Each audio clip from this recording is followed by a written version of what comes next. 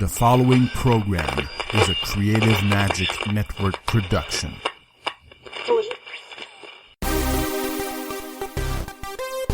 You're listening to the Frederick Bai Show, where sky is the limit and space is the place. Here's your host, Frederick Bai.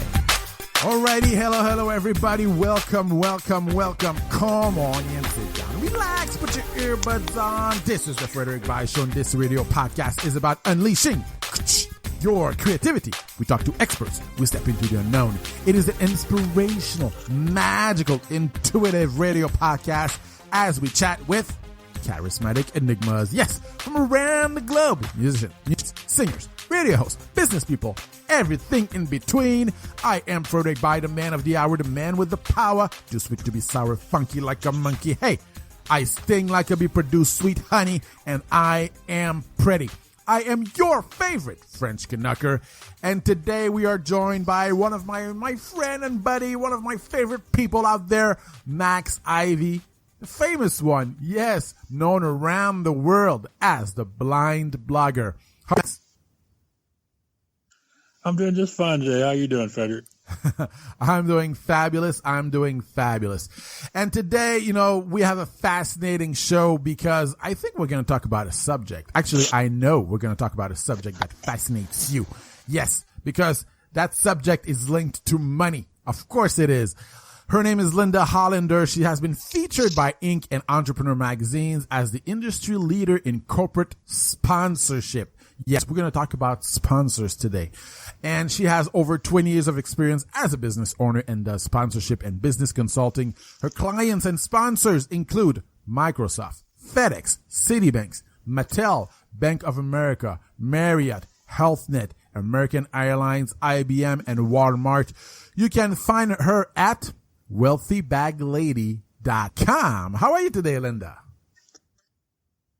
I'm doing great. How are you? I am fabulous. Thank you again for doing this. I bumped into you. Actually, I listened to your training, your webinar on radioguestlist.com. And I thought I was a great subject for this show because I'm a little bit irritated and ticked off by oftentimes artists who just see themselves as artists and not business people. And in the world of business, they don't know what to do. They don't feel comfortable talking about money. They think they're not enough, quote unquote, and I think it's great because sponsorship is something that can be very useful in our businesses, obviously. And you're an expert in that. Now, right before we get into it though, give us an idea here of your background a little bit. Okay. Well, firstly, I could relate to all the artists listening because I am also an artist. Everybody who saw me draw or saw me paint as a child, oh, my dear, you need to become a professional artist. And I loved it. Loved it. I'm in Los Angeles. I went to UCLA, got an art degree in painting, sculpture, and graphic arts. And so I know the mind of an artist. I know what it's like to be a left brain creative because my father is a right brain accountant. And I know that, how it is to grow up with, art and creativity. And, I'm still creating things. So what I did with basically my art training was I started working in galleries, and then I found, I know how to sell. I have a talent for sales. And in one of the galleries that I worked at, my boss said, "Oh my God, Linda, I love the way that you handle your clients, because even if a painting is $25,000, you'll say, oh, well, it's only $25,000, and here's how we can do the payments, and here's how it's going to appreciate, and here's how it's going to add to your portfolio." And I found out that business and sales is just as stimulating, just as creative as art is to me. So after a while of working for other people, I said, you know what, I'm going to start my own business. And, that is the ultimate in creativity when you make that leap to entrepreneurship and strike out on your own and start your own business. But you know what? Before I started that business, I was not in a good place. And I know a lot of people are going to relate to this because I was living in a little rent-controlled apartment Every day when I would go down to the mailbox, my hand would literally shake opening that mailbox because there were bills there I could never, ever afford to pay. And it was because I wasn't making enough at my job and I borrowed on credit cards. I wasn't living large or anything. I could just never, ever see the light at the end of the tunnel of how I was going to pay off this debt that was absolutely strangling me. I was driving a clunker car. I was hoping that old car would never give out. I was hoping I never needed air conditioning or the heating fixed in my home because I couldn't afford that. And it was just not a good way to live. And on a personal level, I was in a relationship with an abusive man. And what I did was I stayed in that relationship for 4.5 years because I had absolutely no self-confidence. That's really what led me down that path. But one day, fortunately, I had an epiphany and I said, I'm not going to live like a victim anymore. I want my life to make a difference. So I fired my boss and I dumped my abusive boyfriend. And I decided to start my own business. And basically 3.5 weeks later, I met my husband. And my husband is the kindest, the most gentle person in the world. He loves me. He appreciates my creativity. And we have a great marriage where we're going to be married next year, 20 years. So I talk about this because I like people to know that you can break the cycle of abuse. And I talk to a lot of teenage groups, and it's a big problem in teenage relationships too. So I started my business with my best friend in the world. Her name is Cheryl, and we met at recess when we were 13 years old, and we just became very close, more bonded than sisters, and we knew that if we did something together, it would be amazing, and it actually was. So we start this business together, and I got this other idea in my head that, I want to start something like a women's small business expo where I could teach other women how to do what we did, how to start and succeed in your own business. We built a business to multi-million-dollar status, and I wanted to teach other women how to do that because, then you can break those chains of debt. You could really send your kids to good schools. You can live in a better place. You can travel. You could achieve all the dreams that you want. So I had this idea in my head, and I said, you know what? In order to get the Women's Small Business Expo going, I need something called corporate sponsors. And I researched it, and I found that corporate sponsors will underwrite you for your business, for your event, for your art, for your book, for your speaking, for your nonprofit. And my very, very first sponsors were Bank of America, IBM, and Walmart. And I did that event for 10 years. And, on my deathbed, the Women's Small Business Expo is going to be one of the things that I'm most proud of because women would come, they would meet their ideal business partner as I did. They were the missing pieces of the puzzle that they needed to build their business and to create their lives of dreams. And it was all possible because of corporate sponsors. So that's what I want to talk to the listeners about today. Yeah. And what is your, go ahead, Max. You have a question. Hello, Max. All right, I'll go. Are you there, Linda? I am. Okay, cool.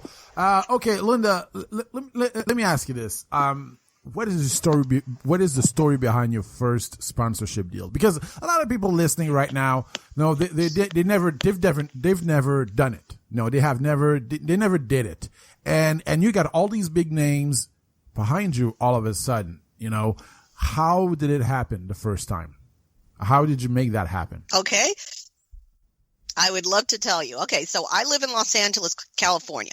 So it's no surprise that I was in a traffic jam. And I was in that old Toyota that I told you about that I was using the life out of because I couldn't afford another car. And I'm in a traffic jam, and oh my God, I am cursing that traffic jam. I'm saying words we can't say on this podcast. But then I look up and there is a billboard for Bank of America. And I was doing the Women's Small Business Expo at the time. I do another event now, which we could talk about later. But at the time I was doing the Women's Small Business Expo, and I look up and there's a woman on the billboard. and it says Banking on America. And there's this woman, and she's obviously a business owner. She's in a commercial kitchen. And I say, you know what? Maybe they could be a sponsor of mine. But then the minute that thought came into my head, I started to self-sabotage. I started to say, you know what? I'm working out of my kitchen table. I'm sharing it with the cat. Why would they talk to me? I'm going to make a fool of myself. They're not going to take me seriously, and then I just pushed the idea out of my head because, I really didn't have a whole lot of confidence at the time because I just had an idea in my head and I didn't even know if the idea had legs. So I sort of pushed it out of my head and said, you know what? They're not going to want to talk to me. I'm a nobody. Why would they want to talk to little old me? But you know what? My mission was so strong. I had a mission to empower women, to empower business owners, to empower, even authors and artists and entrepreneurs and event producers and nonprofits to achieve their greatness. That was my mission. And it was so strong that I couldn't let it go. And one day I got up the nerve and I called Bank of America. And, I didn't get the person immediately. I called them directly and I said, who's in charge of marketing and sponsorships? And that's the first strategy for the listeners is the marketing department. If you're wondering where to go to get corporate sponsorships, the marketing department is the best place to go. So I asked for the marketing department. I got passed through a couple of people and then I got the guy who could green light a sponsorship. And I talked to him a little bit and then we made an appointment to meet. Now, I had my sponsor proposal done, and we'll talk about what goes into the sponsor proposal. But I went down to his office, and oh my God, thank God there was a desk between us because my knees were knocking, and hopefully he couldn't see that because of the desk, because I was so nervous, And he said, "Oh, okay, well we'll go with this particular sponsor level," and I can't divulge what it was, but it was 5 figures. Here's another strategy. Most of my clients make between $10,000 and $100,000 from each sponsor. So I want you to ask for the big bucks. And that's what the Bank of America gave me. But I had to act like I did this all the time, even though he was my first sponsor. I couldn't let him know that, right? Mm-hmm. So I said, okay, thank you, Steve. His name was Steve. I had to wipe my hand on my shirt before I shook his hand because my hand was so clammy. And then I wore my one good suit that I would wear to everything, but he had never seen it before. And then I get in my car and oh my God, when I got in the car, I did my happy dance in the parking lot. And then driving back to my home office, I waved to all the Bank of Americas and, because they were making my dreams possible. So that was basically how I got my first sponsor. It all starts with a thought, and the thought leads to inspired action, which leads to the attainment of the goal. We all know about the law of attraction, and that's really the law of attraction at work. Yeah. All right, once again, we're here with Linda Hollander. She has been featured by Inc. and Entrepreneur magazines as the industry leader in corporate sponsorship. She has over 20 years of experience as a business owner and does sponsorship and consulting. Her clients and sponsors include Microsoft, FedEx, Citibank, Mattel, Bank of America, Marriott, HealthNet, American Airlines, IBM, and Walmart. You can find her at wealthybaglady.com.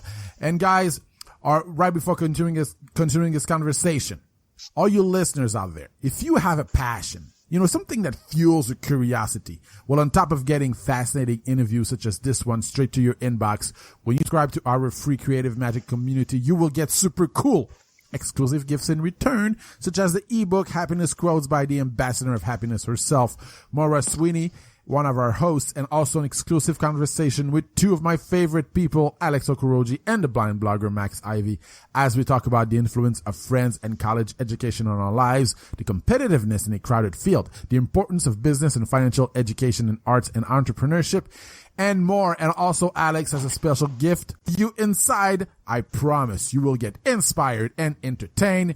Subscribe for free at FrederickBuy.com. That's Frederick with a C, buy like bye-bye.com. Take it away, Max. Have a question, Max? Yeah, Linda. Yeah, I'm here. Can y'all hear me? Yeah. Go ahead. Okay. Hey, Linda. Yes. I thought a couple things jumped into my mind while you were telling that amazing story, and I'm one of these people. I love great stories, so I'm really enjoying this so far. First, I share my office/bedroom with my dog, but I refer to her as my mindfulness coach on my tax returns. So that's just nothing. Nothing wrong with working with a pet. The dog could also be head of security. She ain't that kind of dog. Okay. Lassie, she ain't. But Penny, she is, and like great people, great dogs are individuals, just like great cats and great horses. The other thing is one of my favorite sayings is from Nietzsche, and it goes something like, "If you have a big enough why, you can manage any how." And I was thinking about that while you were telling that story. That the fear you had to face and the story you had to tell in order to get what you wanted, but you were determined because you had this mission of helping all these women. So. I really appreciate you sharing all that with us. And I should mention you are a natural storyteller. I'm sure that someday soon they're going to have you on Good Morning America or something like that as a regular contributor because you can really fill the time. Thank you. And I'm one of these people. I never have trouble pressing send. I don't get scared. My question comes into the how, as far as what kind of information they're going to need to get from me in order for me to get them to sponsor me. And I've been doing research myself as far as sponsorship for a book tour next year. And so when Frederick told me you were going to do this show today, I'm like, yeah, I've got to be there for that so that I can hear some of her suggestions or advice firsthand. So I'm looking forward to what you have to say about I guess you would call it your sponsorship package or your pitch proposal package or whatever you call it. So I'd appreciate if you tell us more about actually how you go about giving these people the information they need so that they can give you their money. Okay. All right. I'm going to give you a 3-step process to start getting your sponsors. I work with a lot of authors. I work with a lot of artists, business owners, event planners, nonprofits. So the first step of your 3-step process is to make your wish list.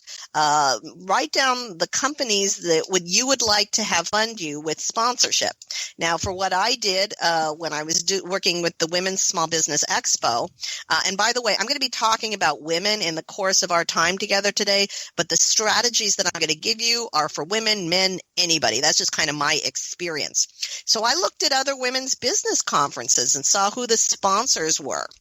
You also want to think of the daily life of the people in your audience and your community. So if your audience is entrepreneurs, think of the daily life of the entrepreneur. They get up, they brush their teeth, they wash their hair, they get into a car, they go to a bank, they use credit cards. So those are some good sponsors that want that particular market. Personal care items, banking and financial. That's one of my favorite categories. Automobile sponsors, food, beverage, office supply, retail. So that's how you're going to determine your sponsor. So that's number 1, is to make your wish list. Number 2, and we'll talk about this, is your sponsor proposal. The sponsor proposal, and you need an industry standard sponsor proposal or you will not get funded. I would not have gotten that deal with Bank of America if I did not have an industry standard sponsor proposal. And then the third step is to negotiate the deals with your sponsors. And like I said, most of our clients get between $10,000 and $100,000 from each sponsor, and that is per year. And that's an important thing. So even though you might be doing an event or a book tour, bundle all of the benefits that you have for the whole year and present that to the sponsor. You're going to be more successful, you're going to make more money, and you're going to get more of what we call renewals. Now, renewals are kind of like the cash machine in sponsorship, because if a sponsor likes working with you, they'll fund you this year, the next year, and the next year. And I've had multi-year contracts with Citibank and FedEx. My clients have had multi-year contracts with Verizon, Dole Foods, Black & Decker, just to name a few. So there's something in sponsorship called renewals, which is just wonderful. So let's talk about that sponsor proposal. The full proposal is about 8 to 10 pages. It has a description of you and what you do. It's also called the property in sponsorship. So write down the word property. So it'll tell, in your case, it'll talk about your book. It'll talk about your book tour. It'll talk about the cities that you'll cover, what the dates are, etc. You want to put benefits in your sponsor proposal. It has to be benefit rich, or sponsors will not fund you. So you've got to have a lot of benefits for the sponsor. And one of the strategies that we use is really making the sponsor the star.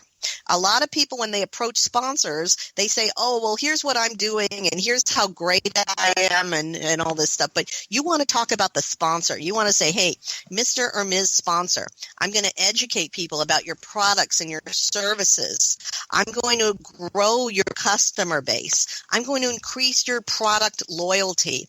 I'm going to help you drive traffic and help you drive sales. So do you see that they kind of know that you know that it's about them and not about you? So you really want to make it focused on them. That's why you need to have a whole lot of benefits for that particular sponsor.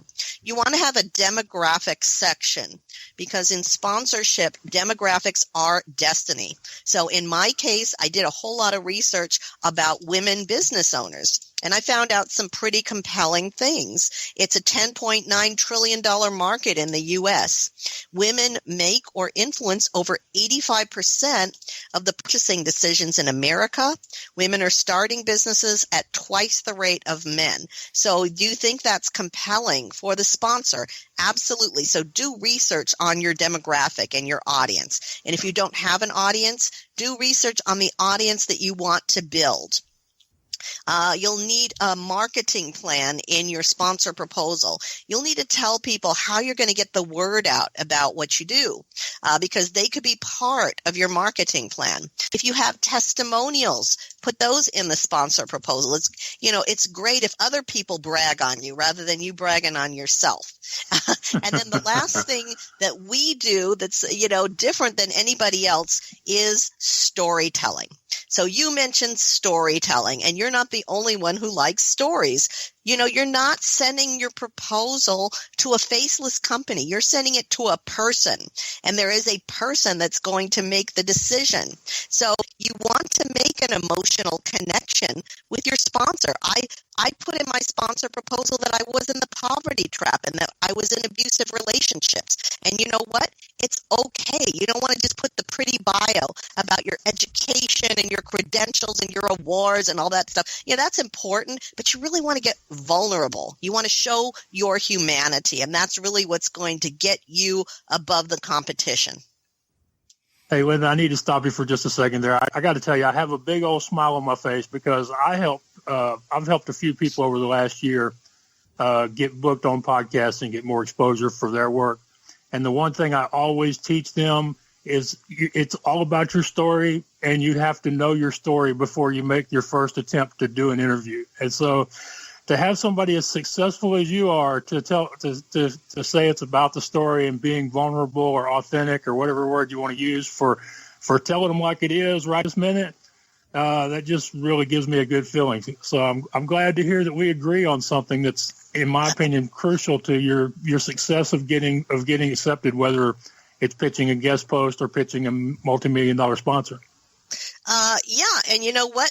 That is really going to help you, because a lot of people are going to send them proposals with facts and statistics, and their proposals are dry, they're dull, they're boring, because people think they have to impress the sponsor, and you don't really have to impress the sponsor. You have to get real and authentic and vulnerable with that sponsor. They're looking for things called passion points now, and snackable content, and that's really what's going to get you ahead, is the level and the depth of the storytelling. I think that's fascinating, but at the same time, I can hear these people out there, artists say, or, a newbie say, yes, but where do I find this information? How do I do that? How much will the proposal cost me? Who do I meet? You know what I mean? what do you got to say about that? Okay. Well, of course, my company is Sponsor Concierge, and we do proposals. So if you want information, go to wealthybaglady.com. My other website is sponsorconcierge.com. You could write to me there. We could talk offline about how we can help you do your proposal, do all of your packaging for your sponsors. There's also something called the pitch letter that you need, which is your cover email to the sponsor. So we kind of help clients work with that. But I want to give people as much information as I can in this time that we have together. So how you find the information on first of all, your demographic is, Google is the best way to find information about your demographic. So Google women business owners, Google authors, Google artists, Google entrepreneurs, Google, urban youth or parents or whatever your particular market is. That's a great way to do it. Also, there's online sources, that tell you about sponsorships, about proposals. You could use some of those. Of course, I recommend for something as important as this, where you can make a lot of money, that you do invest something, because like I said, if you do not send, I'll tell you about the event that I do now, if I can take a few minutes. Sure. I do a Sponsor Secret Seminar. I do it every October in Los Angeles, and we have a panel of sponsors at the Sponsor Secret Seminar, and you could talk to them one-on-one. So one of our sponsor panelists, whose owner is a billionaire, said, hey, if I see a sponsor proposal, it's not professional, it's not industry standard, it goes in the trash. And it really breaks my heart, because a lot of really worthy people, have not gotten sponsorships that should have, if they had just spent a few minutes on that proposal, because that's all they see about you. So there's a lot of online resources. You could go online. You could go to my site. You could go to other site to get information on how to get that proposal done, how to negotiate the deals with your sponsors. Let's see. If I could give you another strategy on getting your sponsors, asking for too little money is going to hurt you. A lot of people, don't ask for enough money from their sponsorships. And I'll tell you why it's going to hurt you. Because right now you are dealing with a person in a sponsorship department that's very stressed out, that's a type A, that's bottom line. And if you're asking for $500 for a sponsorship, it's not worth their time. It's really not. So, because they have to show it to their colleagues, get what's called internal buy-in. Usually the decision is made within a few people in the company, and you're really telegraphing them to them with a $500 sponsorship that you really don't have anything of value. It was hard for me to ask for $10,000, $25,000, $50,000 for sponsorships. I'm not a natural with sales. I'm not naturally outgoing. In fact, I come from a very introverted background, which is true with a lot of artists. When I was in my studio producing my art, I was as happy as a pig, because, I didn't mind being in the studio all day. I like time to myself. So I'm not a naturally outgoing person. But like you said, I do it because my mission is so strong. So I can totally relate to the listeners out there, because, most people are shy. Most people are not naturally outgoing, but you do what you have to. And I've learned sales techniques and, of course, the techniques for how to get sponsors. Mm-hmm. Okay, what about when couple of things. You mentioned the cover letter, or what you call the pitch email, that is most likely the first thing that they're going to see from you. What needs to be in that? What shouldn't be in that? Okay, so the pitch letter, it's still called a pitch letter, even though it's a cover email. The pitch letter, you tell briefly who you are, briefly what you do, and then you give the sponsors reasons why they should call you back. It's all about, remember, the demographics. You tell them how they can connect your demographic. You tell them the definition of sponsorship is connecting a company to people who buy things. So you tell them how you're going to connect their company to people who can buy their stuff. And the mission in the pitch letter is not to sell the sponsor. The mission is to get a phone call. The mission is to get that initial conversation going, because remember that sponsorship is a relationship business. So that's the the mission of your pitch letter. You attach your sponsor proposal or your quick fact sheet to that letter so they have something else that they could show to their colleagues. And then you write a PS on the pitch letter. The PS says, please feel free to forward this to anyone else who might be interested, because you want to encourage forwarding. You want to create a buzz in that particular company, because then you're going to be more successful for getting your sponsors. And yeah, of course they know they could forward the email, but they need a little bit of guidance. You want to put your phone number on that email. You would be surprised at how many people send an email without a phone number in it. You want to let them know where you're located, because sponsors have told me a lot of things off the record. And one of the things they've told me is, well, I don't even know if I could call people because I don't know what time zone they're in. So you want to let them know where you're located. You want to let them know the best way to contact you, your email. But you really want to opt for them to call you. You want that phone call because, you know, that the conversation creates relationship and rapport. So you don't want them to just go to your website, because if they go to a website, they'll say, well, this looks interesting, and then they click off. You want to engage them and move on to the next steps, which is doing the deal. Okay. And a question for me personally, you mentioned demographics and a discussion. I'm not sure if you caught this from my introduction, but I am a totally blind blogger. And we've had this discussion amongst some of my friends that while the community of visually impaired and people with disabilities in general is not a large number of people as a percentage of the population or as a percentage of spending in the U.S. or other countries, as a group, we are very loyal consumers. Mm-hmm. I just don't know exactly how you would project that to a sponsor. So that's something I do wonder about with certain people who feel like their demographic or their target audience isn't big enough to impress a sponsor. Okay, well, I've worked with a lot of people who are, you know, visually impaired, you know, impaired somehow bodily. They have some kind of a handicap. So I would include the entire disability community, because the whole disability community is huge in America.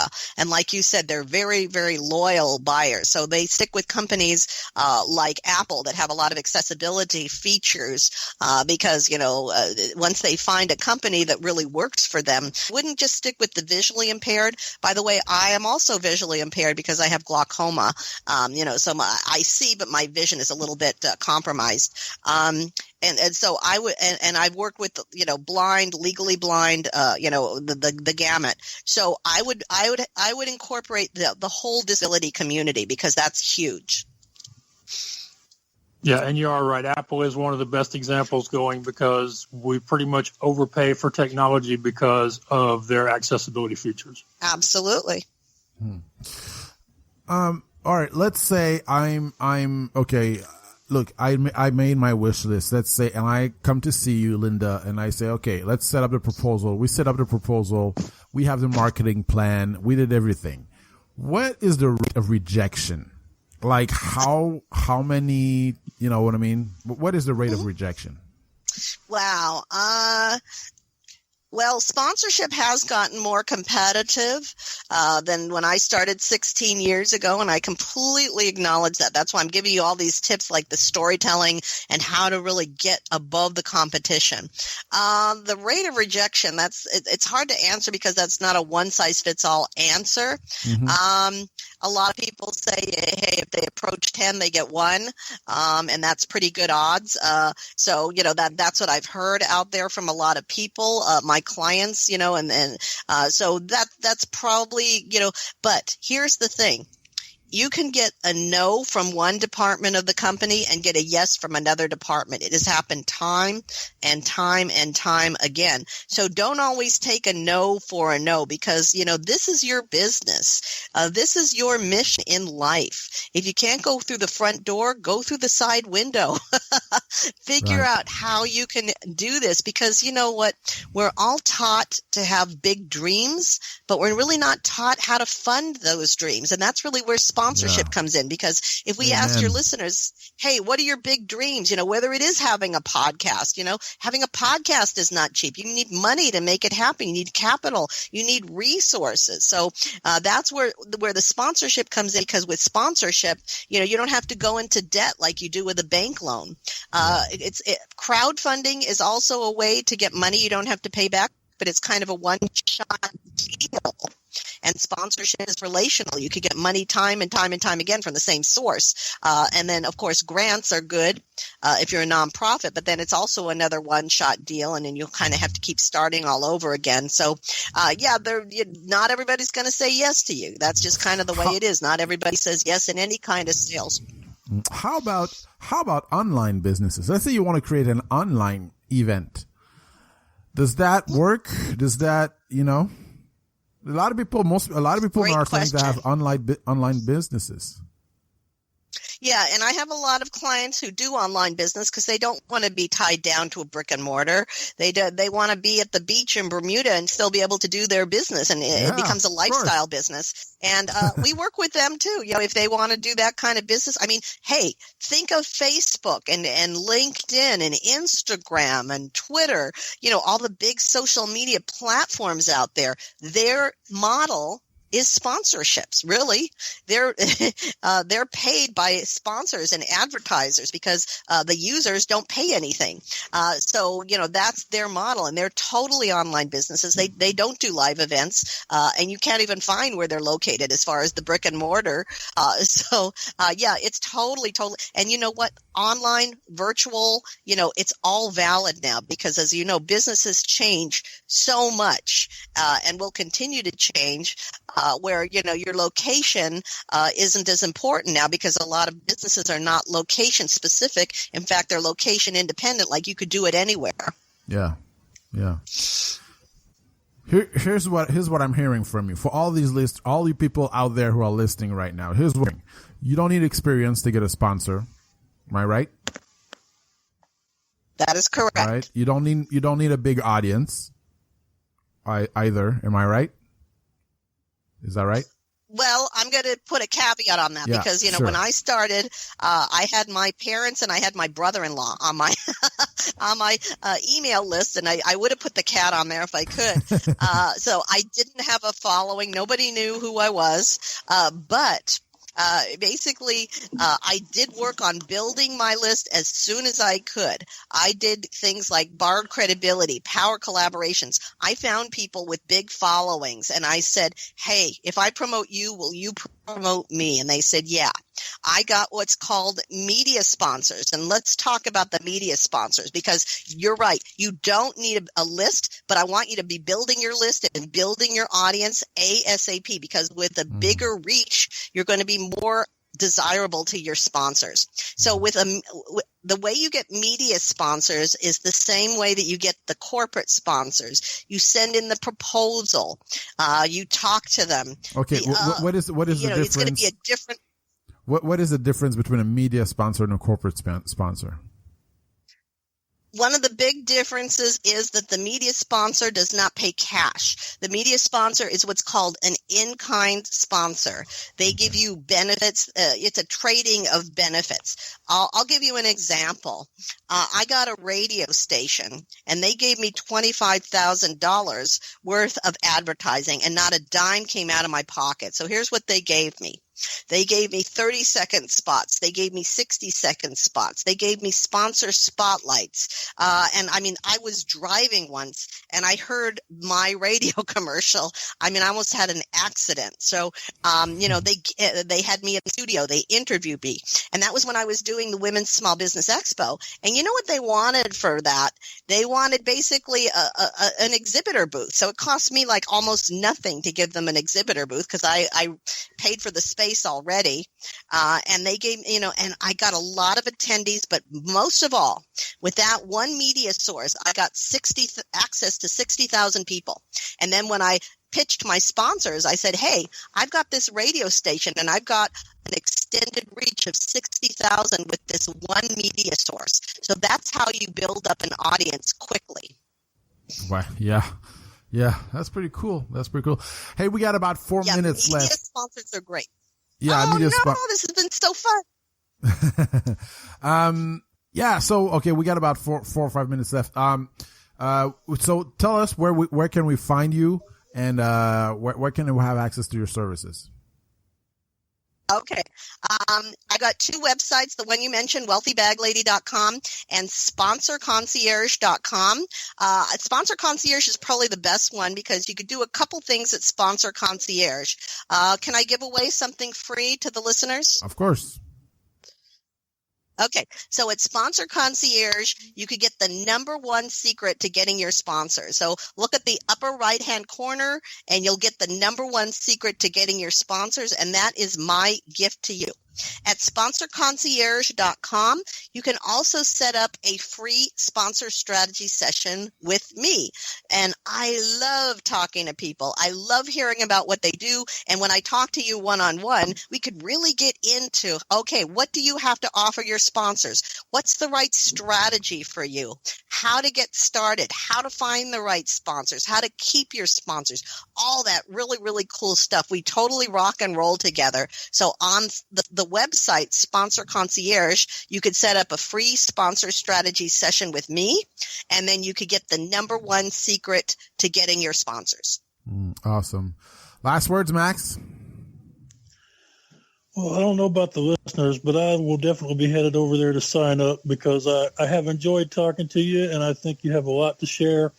And I really want to find out more as far as instead of just talking about getting a sponsor or sponsors for and doing a book tour next year, I would like to actually take some actionable steps because if the listeners know anything about me at all, they know I'm one of these people. I believe that if there's things you can do to go after that big goal, you need to be doing them and doing them today. So I'll definitely be headed over there to the website.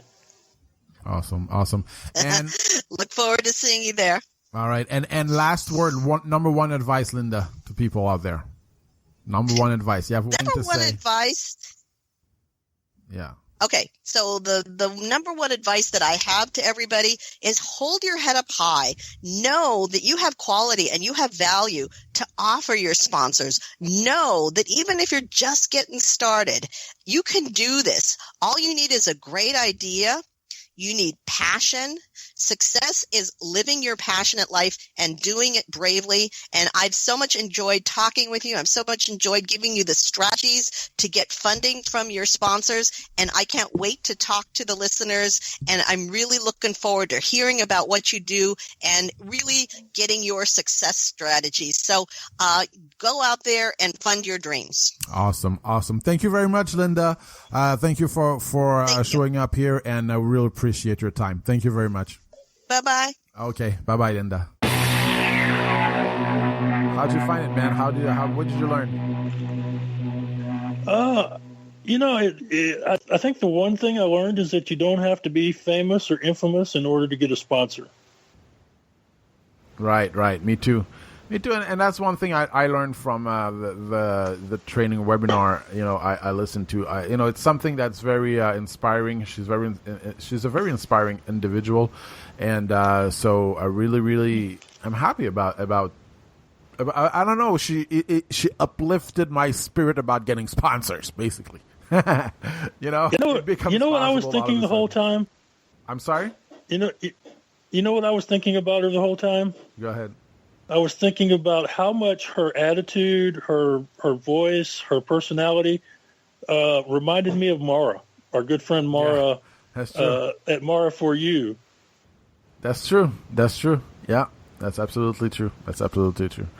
All right, guys, thank you very much for listening. And by the way, when you can go check out her website, wealthybaglady.com. Very fascinating individual. And also, if you are an Amazon shopper, when you use our Amazon links at frederickby.com, Amazon kicks back a few bucks to the show. It helps cover production costs at no additional cost to you, no hidden fees, no nothing. So if you like what you hear, you can help by going over to frederickby.com. That's Frederick with a C, buy like bye-bye.com. Click on the blog page and click the Amazon link in the sidebar for all your online shopping. It is really that simple. And bookmark it.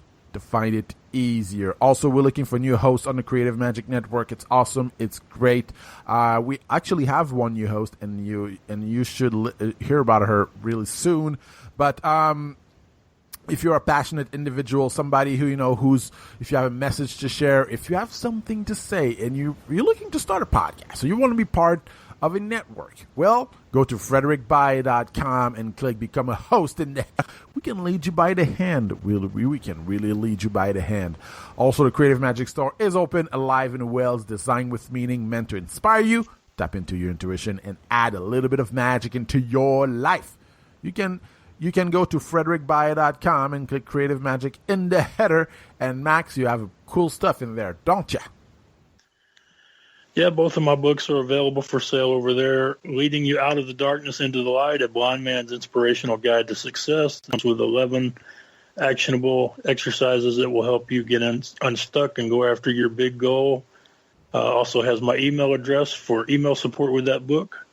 And then there's It's Not the Cookie, It's the Bag, an easy-to-follow guide to weight loss success, where I share the lessons I learned prior to having gastric surgery and the adjustments I've made so that I can live a healthy life with my new body from now on.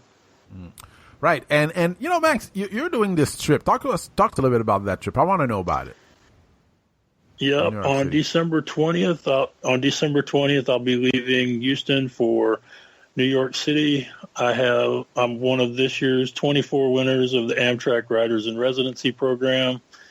Out of thousands of applications, I was one of the lucky people to be picked, and I will be going to New York City. I'm going to be there during Christmas and New Year's, and while I'm there, I'm going to be working on my next book, but I'm probably not going to get a lot of work done, or at least I hope not. I'm looking forward to an exciting time in New York City, and we're going to have a live call at 10 a.m. Eastern on the 22nd, just before I get off the train. And people are more than welcome to email us questions. I don't know if they can connect with us live through a Spreaker or not, but they can use a chat. We have a chat. They can cool. Connect with us. They have a chat that they can. So if you want to log on, it's gonna be a fun time, man. Yep. And I'm looking forward to doing all the tourist stuff. I finally found a place to stay, so I know I'm not going to be sleeping in the shelter. So next up, I've got to get some new clothes and pack all of my stuff and get ready to go. So, it's starting to get exciting, and I'm really looking forward to it. Like I say, on noon, December 20th, I'll be leaving town, so awesome. Hopefully people out there will be sending me their positive thoughts and prayers as I'm away from home for about 2 weeks. And if somebody listening to this lives in the New York City area and they would like to host me for a dinner party or a book signing or to give a talk to their school, anything like that, I know it's kind of late, last minute, but as I tell people, if you don't ask for it, you can't get it. And so I'm putting it out there. And who knows, maybe one of your listeners in New York or New Jersey or somewhere within a reasonably short train ride will go, hey, I'd like to meet Max, and my friends need to meet him too. Awesome. Cool, man. Cool. Also, would like to thank those who pledged to our Patreon page. You are really helpful to the show, and we are grateful for your help. In case you're wondering, guys, Patreon is a simple way for you to contribute to the network and podcast every single month and get super cool exclusive rewards in return. I promise you will love the perks. Our Patreon page is at frederickby.com and click Patreon in the header. The money is used to cover our production costs and editing time. So you can contribute for as low as one little tiny dollar. And it's time for us to ride off into the sunset. Stay safe and don't forget, live with purpose, passion, fire, and love. Bye-bye. Thank you for listening to the Frederick By Show. For more information, go to frederickby.com. That's Frederick with a C, by like bye-bye.com.